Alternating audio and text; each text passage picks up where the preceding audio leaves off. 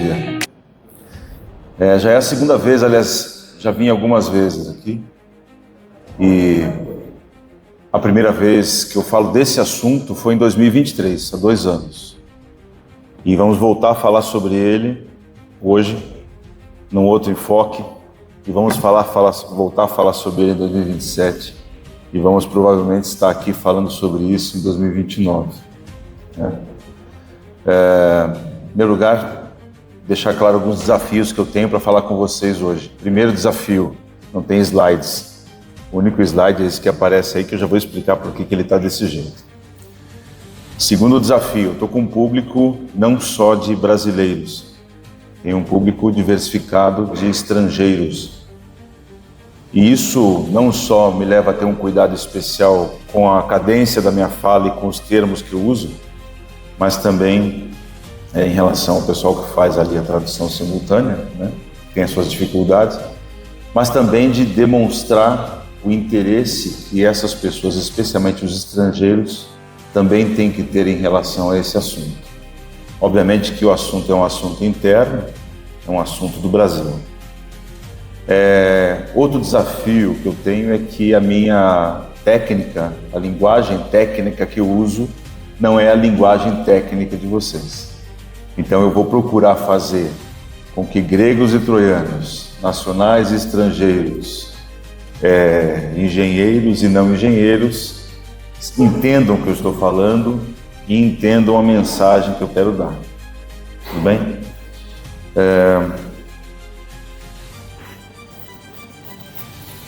O título que nós temos aqui se trata de um caminho sem volta. Então deixa eu só contextualizar vocês em relação à reforma tributária e, mais uma vez, pedir desculpas pela ausência do slide. Tem 2 slides que eu vou pedir para vocês imaginarem, tá? Usar a imaginação de vocês para vocês entenderem o que eu estou falando. É fácil. Vamos tentar aqui. Primeiro, a cada trilhão que nós temos no país por ano de produto interno bruto, 300 bilhões vão para o Estado em tributos. Ou seja, eu costumo dizer que no Brasil, um dos maiores sócios, não chega a ser o controlador, mas um dos maiores sócios que todas as companhias têm é o Estado. O Estado tem 30% do seu resultado. Tudo que você produz nas suas empresas, 30% ou mais, 1/3 desse resultado vai para o governo estadual, federal, municipal. Esse é um primeiro dado, primeira imagem que vocês têm lá do slide colorido.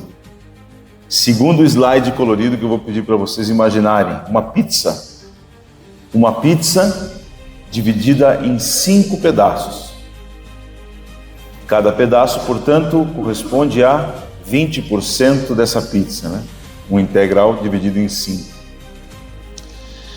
Eu consigo, nessa pizza que vocês já imaginaram, colorida, toda bonita, eu já consigo fazer vocês imaginarem quais são os conjuntos de tributos que estão dentro desses 300 bilhões. 20% dos 300 bilhões é imposto sobre a renda. Pessoas físicas, pessoas jurídicas. Lucro, portanto, tributação sobre o lucro. Mais um pedaço da pizza são tributos sobre folha de salários, que aqui no Brasil nós conhecemos como o INSS, né? Contribuições para a aposentadoria dos funcionários, sustentando o sistema de previdência pública do país. 2 pedaços até agora. Terceiro pedaço, PIS e COFINS, e aí para os estrangeiros é muito difícil explicar, mas é um tributo federal sobre a produção e a circulação de mercadorias, bens e serviços. 3 pedaços. Quarto pedaço, ICMS, que é um tributo estadual sobre circulação de mercadorias. O último pedaço, 20% dos 300 bilhões, são todos os outros tributos do nosso sistema. Então, quando se discute direito tributário ou tributos, tributação, Nós temos que ter em mente, acho que, vejam, por que está esse slide para vocês aqui? Eu não estou falando como advogado, eu falo como presidente de conselho de administração, eu falo como presidente de conselho fiscal e membro de conselho fiscal, eu falo como professor. E tem um dado que não está aqui, que eu até esqueci de colocar, que eu fui do CARF, que é um órgão de julgamento da Receita Federal em Brasília, que eu integrei por 5 anos. Como administrador judicial, ou seja, eu tive o privilégio de estar em todas as cadeiras. Então eu falo aqui de tributação e reforma tributária, não só meramente como advogado, um analista de leis. Eu falo como quem sente na prática o que está acontecendo no antes e depois. Então é por isso que esse slide está aqui para vocês, para ver o que vocês podem esperar de mim nesse sentido. Tá? Então eu tenho que fazer uma análise econômica da tributação. A análise econômica é essa. Primeira, o Estado é meu sócio. Qualquer empreendimento que eu tiver, eu tenho que raciocinar que 1/3 disso vai para o Estado. Eu só posso contar com os outros 2/3 para toda a composição da minha custo, despesa, lucro, etc. Esse é o primeiro dado. Então, e desses 300 bilhões, 20% né, é a tributação que está se tratando agora na reforma tributária. Então, primeiro, eu vou dar um susto no final, mas primeiro alguns alentos, né, para vocês não se desesperarem. Todo esse sistema, toda essa pizza dos 5 pedaços, hoje nós estamos tratando de 2 pedaços dela. A reforma tributária que se fala está tratando de 2 pedaços da pizza. Este vai ser o impacto da reforma tributária. Obviamente que para o nosso negócio pode ser mais, como é que eu vou dizer? Eu posso perceber mais ou perceber menos a reforma tributária, de acordo com o meu negócio. Mas o impacto dentro da tributação é esse. Então, 40% da arrecadação da União, estados e municípios vem do que vai acontecer, está acontecendo agora. O propósito inicial foi substituir 5 tributos para criar um tributo. Esses 5 tributos são PIS/COFINS, um pedaço da pizza, ICMS, outro pedaço da pizza, e tem o ISS, que está naquele terceiro pedaço último, o quinto pedaço último, melhor dizendo, que eu disse para vocês que estavam todos os tributos do país reunidos. Tem uma expressão muito pequena, que aqui no Brasil é o chamado Imposto sobre Serviços, que é municipal.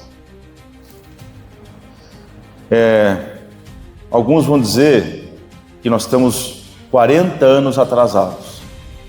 Pode ser. Todos os países da Europa, da União Europeia, Estados Unidos, Latinoamérica, Oceania, Austrália, Japão, Nova Zelândia, tem um tributo sobre circulação chamado IVA, que todos vocês seguramente já ouviram falar. IVA, Imposto sobre o Valor Agregado. O nosso ICMS é uma cópia rústica do IVA e incompleta. O IVA, ele teria que reunir pelo menos esses 5 tributos que alguém agora, 40 anos depois da Constituição de 88, que criou todo esse sistema, que está sendo reformado, chegaram a essa conclusão. Não adianta a gente querer ser tupiniquim e querer fazer um negócio que só a gente entende, mas ninguém entende. Agora nós vamos ter que fazer um negócio que os outros entendem também. E aqui eu me refiro aos estrangeiros.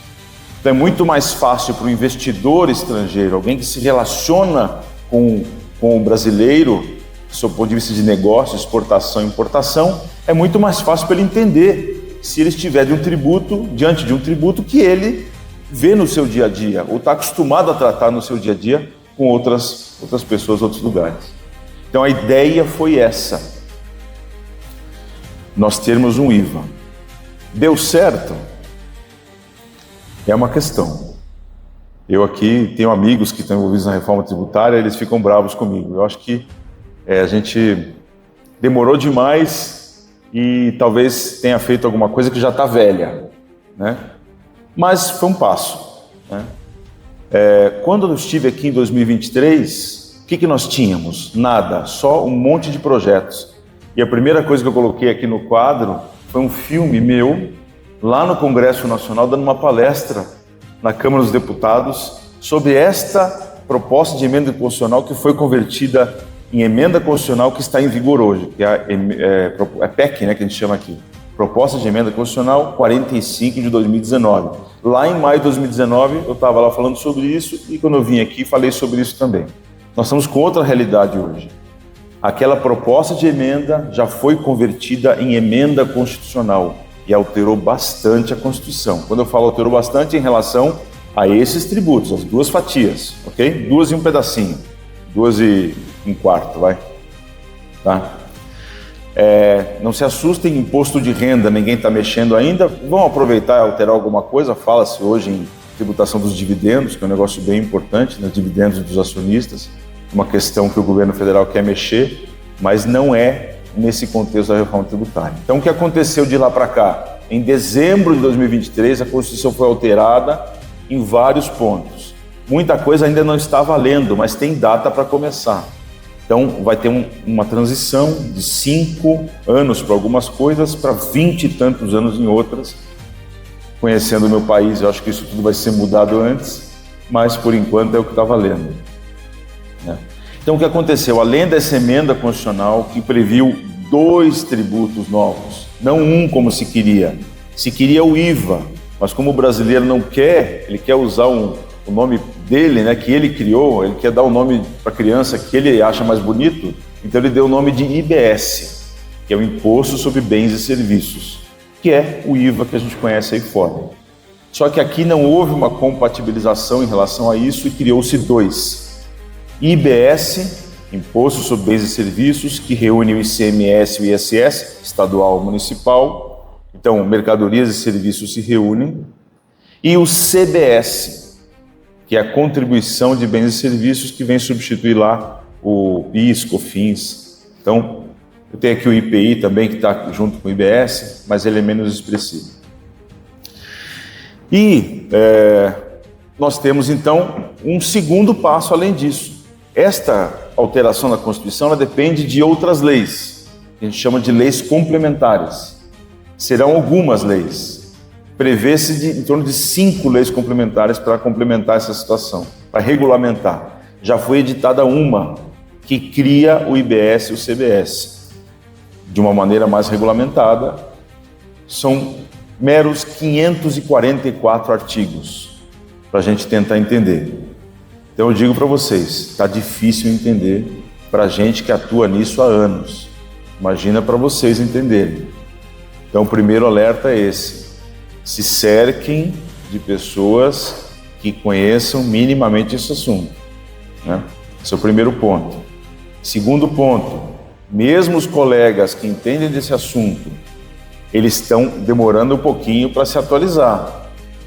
E quando eles não, vamos esperar esse troço entrar em vigência lá em 2027, 28, 29, 30, para daí a gente começar a estudar, porque até ela vai alterar tudo mesmo. Não é bem assim.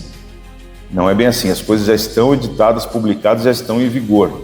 Então, cuidado com isso. O que eu tenho visto são muitos colegas se desesperarem e falar, não, isso aqui está errado, imagina que absurdo, isso aqui é um retrocesso. E aí vem, então, o título da minha palestra.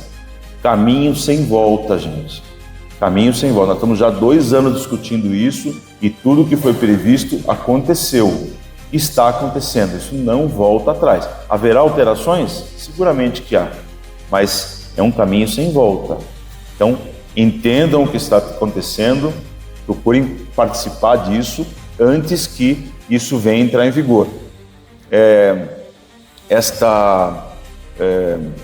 Quando eu falo caminho sem volta,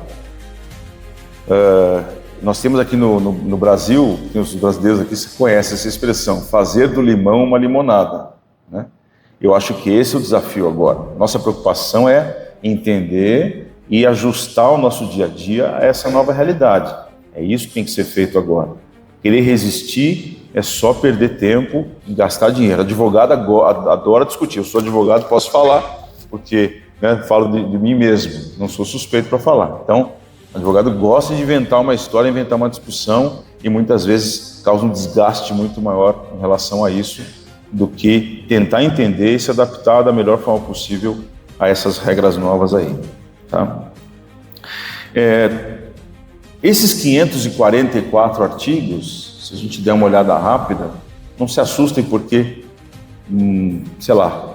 3/4 desta lei, ela trata do que a gente chama, que eu posso chamar de regimes especiais de tributação. Então, por exemplo, vamos tratar aqui do agronegócio, tem um capítulo sobre isso. Tratar da saúde, vamos tratar da educação. Então, houve preocupação do legislador em tratar dessas situações. Mas a ideia central é a seguinte: uma alíquota de referência de 25% para o IBS, de 12% para o CBS, e aí eu tenho redutores. Então, pessoal de saúde, educação, tem lá redutores que variam de 30% da redução, fator de redução de 60% e redução total. Então existem grupos aí, né? Tributação total, redução de 30%, redução de 60% e redução de 100%. Quem se encaixa nessas reduções geralmente são, a gente vai observar, essas situações mais favorecidas. E vocês entram aonde aqui, né? Onde que entra esse mercado das baterias? Eu vejo, obviamente, no regime geral, eu não encontro até agora nenhuma movimentação do setor para se encaixar em algum regime de redução.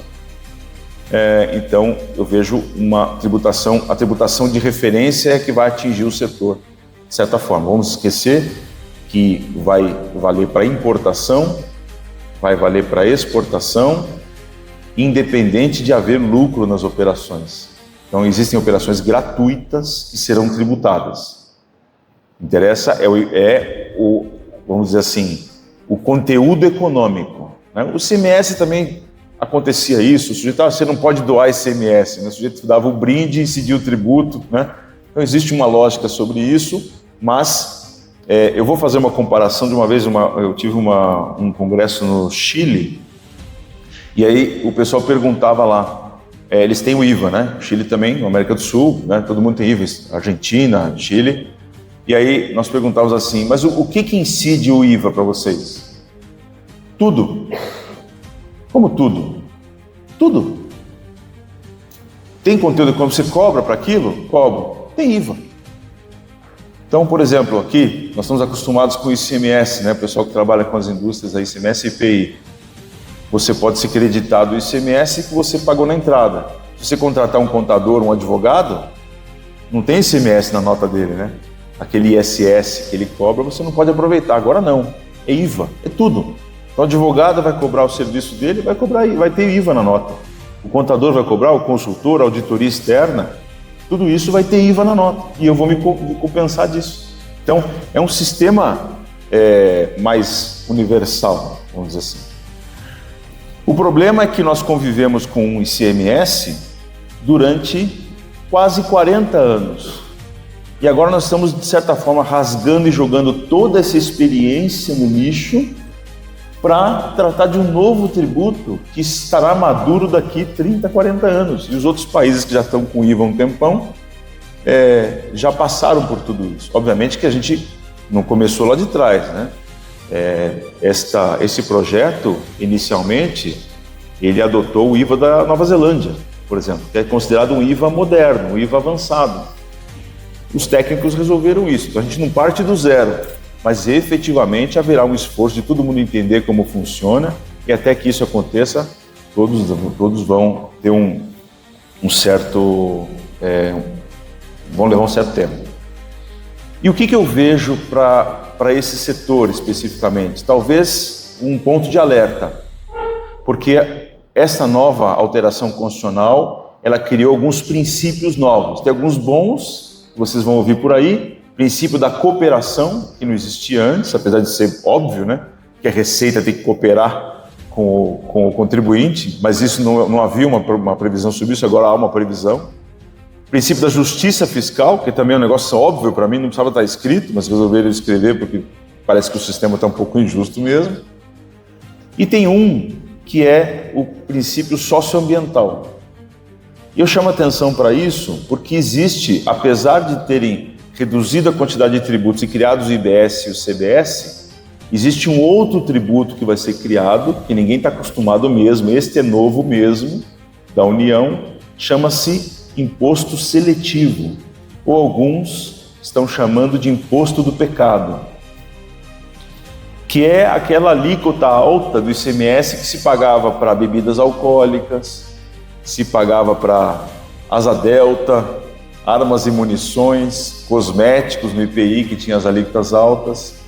Toda essa gama de produtos, mercadorias e serviços considerados supérfluos, que tinham alíquota alta, deixam de ser tratados assim pelo IBS e CBS e passam a ter um tributo exclusivo. Então eu vou ter, na prática, imposto da cachaça, imposto das armas, né? Na prática é isso que vai acontecer. Eu terei um imposto seletivo que vai tratar de maneira, é um adicional, as pessoas que consomem, produzem, circulam ou prestam serviços relacionados a essas questões que são tidas pelo Estado como maléficas ou como supérfluas, serão tributadas mais alto. Então, quando a gente fala de chumbo, né, eu tenho uma questão aqui que posso passar na minha mente. Puxa, eu tenho um princípio de direito ambiental, eu tenho o imposto seletivo. Como é que vai ficar o chumbo e toda a cadeia neste contexto? Ainda bem que já há uma preocupação de todos nós, e todos os eventos que eu venho aqui eu vejo, a preocupação socioambiental, de segurança de trabalho, etc. Mas este é um ponto de atenção que pode ser que venha alguma coisa nova para o setor. Quer dizer, além de não ter um regime que o diferencia para melhor, pode vir um tributo que o diferencie para pior. Então, o conselho que eu dou é esse, fiquem atentos, isso é irreversível. Tá? Várias reformas já tentaram se fazer desde 88 até agora e esta pegou, né? Essa está andando e está indo bem. Tá bom? Era isso, pessoal. Obrigado a vocês.